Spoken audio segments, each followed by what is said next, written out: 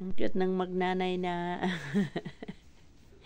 si Mutmut kasi, nung nilagay ko dyan sa bed, hindi na siya makababa kasi takot kahapon, nalaglag siya dyan sa higaan, naumpog yung ulo.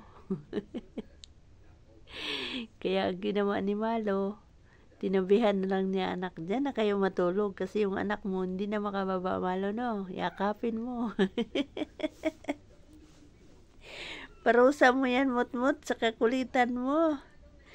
Kawawa, iyak, Mutmut. Iyak, Mutmut. Ha? Iyak, di ka makababa. Sige, subukan mo yung kalikutan mo ulit kagaya kahapon. Sige, maumpog ka talaga dyan. Yung nanay ko. Ha, Mutmut.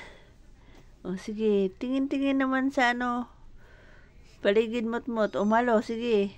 Gagayahin ka ng anak mo. Mabagok na naman ang ulo niyan. Nalaglag na naman yan. Ay, naku, Malo. Anong ginagawa mo dyan? No, dinudukot mo yung didi na nanay mo.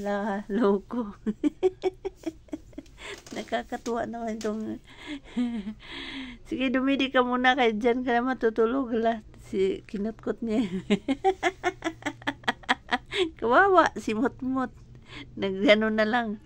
Nagpanilap si Mutmut. Bitin yung gatas mo, Mutmut. Huwag ka nang maingay, umalis na nga si Malo eh. Hindi talaga.